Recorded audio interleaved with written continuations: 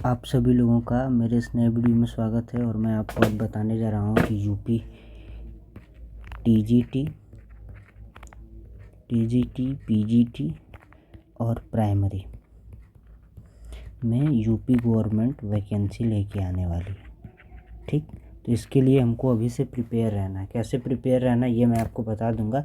आज का आप पेपर में देखेंगे तो एक विज्ञापन आया था, अभी आपको मैं दिखा रहा हूँ। हाँ, यहाँ पे देखिए, इसमें साफ साफ लिखा है कि 37,200 पदों पे भर्ती होगी। और भर्ती किस में होगी? बेसिक शिक्षा विभाग में होगी, माध्यमिक में होगी और उच्च एडेड महाविद्यालय में होगी। ठीक, तो आपको तैयार रहना। तो आज हम क्या करेंगे, जो कि यूपी टीजीटी में, क्या यहाँ पे आप देखिए, यूपी टीजीटी में जो ज्योग्राफी का सिलेबस है उसको हम यहाँ पे आज डिस्कस करेंगे कि ज्योग्राफी के सिलेबस में क्या क्या आता है। तो बारी बारी से देखेंगे और आराम से देखेंगे। आपको पता होगा कि टीजीटी में 4 विषय, एक नागरिक शास्त्र होता है, एक अर्थशास्त्र होता है, एक इतिहास होता है और एक भूगोल होता है।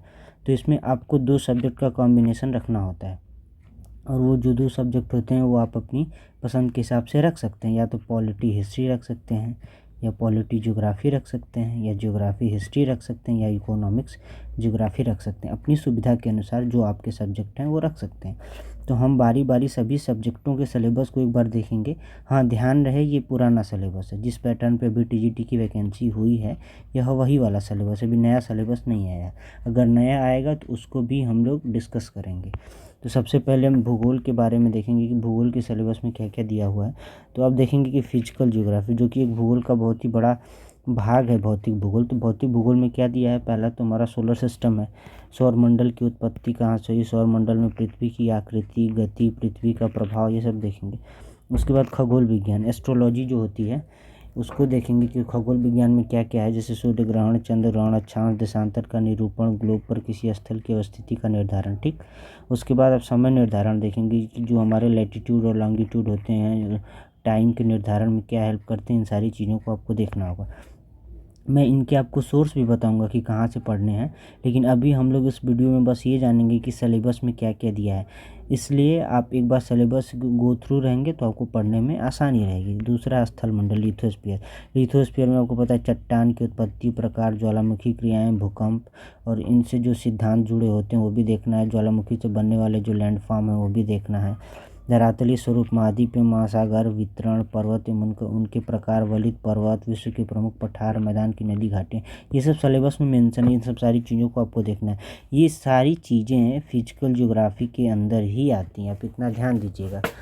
ठीक, उसके बाद वायुमंडल, जलमंडल देखेंगे, एटमॉस्फेयर, हाइड्रोस्फीयर, वायुमंडल की संरचना क्या है, सूर्य तप क्या होता है, क्षैतिज ऊर्ध्वाधर वितरण, वायुदाब पेटियाँ, सनातन पवन, महत्वपूर्ण स्थानीय पवनें, विश्व की जलवायु प्रदेश, दैनिक मानसून मानचित्र, जलमंडल, महासागर का उच्चावच, महासागरीय तापमान, निम्नवर्ता, महासागरीय धाराएं, ये सारी चीज़ें आप जलमंडल के अंदर देखेंगे। ओशनियोग्राफी जो होती है, ओशनोग्राफी, उसके अंदर ये सब सारी चीज़ें पढ़ी जाती हैं, लेकिन यही फिजिकल ज्योग्राफी का ही पार्ट है।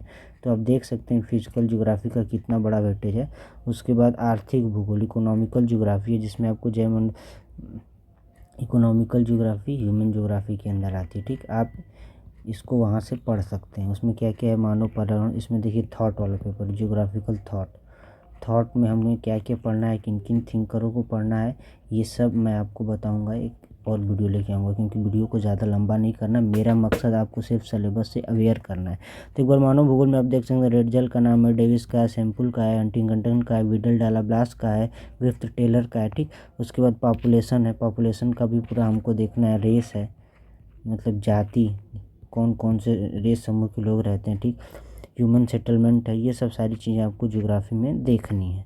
मतलब इसको आप कहाँ, और यहाँ पे भी है, कृषि, फसल, प्राथमिक क्रियाएं, खनिज, ऊर्जा, व्यापार, ये जो क्षेत्र हैं इनके बारे में हमको पढ़ना है कि ये आ जाएगा वर्ल्ड ज्योग्राफी में।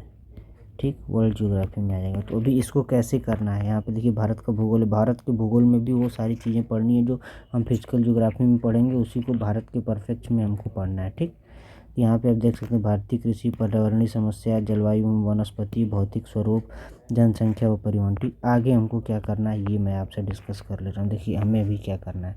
अभी वैकेंसी सबको पता है कि आने वाली है और आएगी ही, क्योंकि जब वैकेंसी आएगी तो आपको ज़्यादा पढ़ने का टाइम नहीं मिलेगा। तो अभी आपको क्या करना है,